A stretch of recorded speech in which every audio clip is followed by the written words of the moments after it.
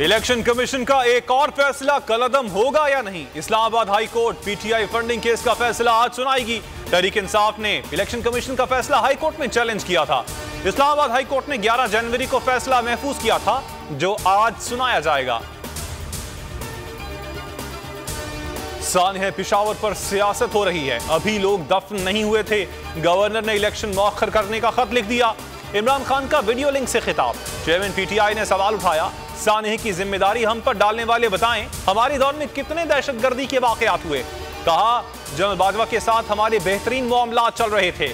इख्तलाफ तब शुरू हुआ जब बाजवा ने तौसीक के बाद कहा, एहतसाब से पीछे हट जाएं। दहशतगर्दों को कौन वापस लाया? किसने कहा था ये तरक्की में हिस्सा लेंगे? वजीर आजम शहबाज शरीफ का इमरान खान से सवाल। कहा, खैबर पख्तूनख्वा को इंसदादी दहशतगर्दी के लिए अरबों रुपए दिए गए, उनका हिसाब दिया जाए कि वो कहां गए। गिरफ्तारी, मुकदमे और जेलें, फवाद चौधरी का आज़म ना तोड़ सके। पीटीआई रहनुमा अपने मौक़िफ़ पर कायम। रिहाई के बाद गुफ्तगू में बोले, जो भी कहा था उस पर खड़ा हूं। सेशन कोर्ट से फवाद चौधरी की आज ही जमानत मंजूर हुई थी।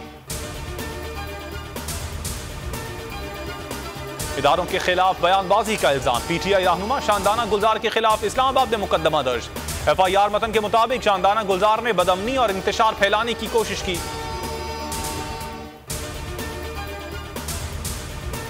शौक से हद तक के इज्जत का दावा करें। आसिफ जरदारी से मुतालिक दिए गए बयान पर कायम हूं। इमरान खान डट गए। सीनियर सहाफियों से मुलाकात में कहा, हद तक के इज्जत का दावा वो करते हैं जिनकी अपनी कोई इज्जत नहीं होती। असम्बलियां तहलील करना मेरी बेहतरीन हिकमत अमली थी। हुकूमत बंद गली में आ चुकी है। असम्बलियां ना तोड़ते तो आम इंतखाबात ना होते। इमरान खान अपने मौक़िफ़ पर कायम हैं तो अदालत में सामना करें। चेयरमैन पीटीआई के बयान पर पीपल्स पार्टी के रहनुमा शर्जील मेमन का रद्द-ए-अमल। कहा, इमरान खान का मौक़िफ़ बदलता रहता है। पहले वो अपनी हुकूमत गिराने का जिम्मेदार अमरीका को करार देते थे, अब मोहसिन नकवी को करार देते हैं। इख्तियारात और ओहदों की जंग, नून लीग में दरारें। मरियम नवाज को इख्तियारात मिलने पर सीनियर रहनुमा नाराज। शाहिद खाकान अब्बासी ने पार्टी ओहदे से इस्तीफा दे दिया। मोहम्मद जुबैर ने इस्तीफे की तस्दीक कर दी। कहा, पार्टी का गन सबके सामने खोलना नहीं चाहता। मिफ्ता इस्माइल पार्टी में हैं, इसहाक डार बड़े ओहदे पर हैं। मरियम नवाज का नया बयानिया, मौरूसियत को जमहूरियत करार दे दिया। कहती हैं, अवाम की मोहब्बत को मौरूसियत नहीं जमहूरियत कहते हैं। ओहदा ना होने पर भी ताकत अवाम थी, अब भी वही है। बहावलपुर में खिताब करते हुए इमरान खान पर बरस पड़ी। कहा, इमरान खान को हटाने पर इलेक्शन में जाते तो 2/3 अक्सरियत लेते। नून लीग ने सोच समझ कर इख्तियार लेने का फैसला किया। मरियम ने इमरान खान की तरह कारकुनान से हलफ भी लिया।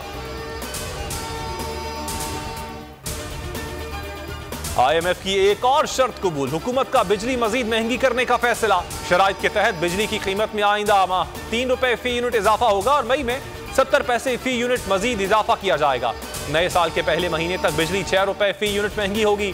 आलमी मालियाती इदारे का 300 यूनिट पर सब्सिडी खत्म करने का मुतालबा।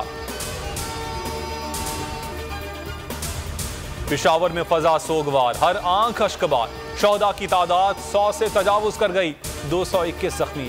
IG खैबर पख्तूनख्वा मुअज्जम जाह कहते हैं, हमलावर का सर और कुछ आज़ा मिले हैं। सैंपल फोरेंसिक के लिए भिजवा दिए। CCTV फुटेज से वजूहात का तायुन कर रहे हैं। PCB ने कौमी सिलेक्शन कमेटी का ऐलान कर दिया। कौमी सिलेक्शन कमेटी की सरबराही हारून रशीद करेंगे। कामरान अकमल, मोहम्मद समी और यासिर हमीद होंगे मेंबर। जूनियर सिलेक्शन कमेटी के सरबराह कामरान अकमल मुकर्रर। तौसीफ अहमद, शाहिद नजीर, अरशद खान और शुएब खान भी शामिल।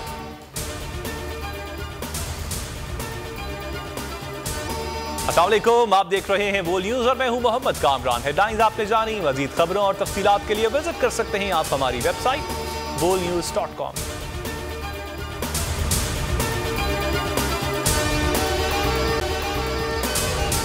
अगर आपको ये वीडियो पसंद आई तो हमारे चैनल को सब्सक्राइब करें और बेल आइकन पर क्लिक करें।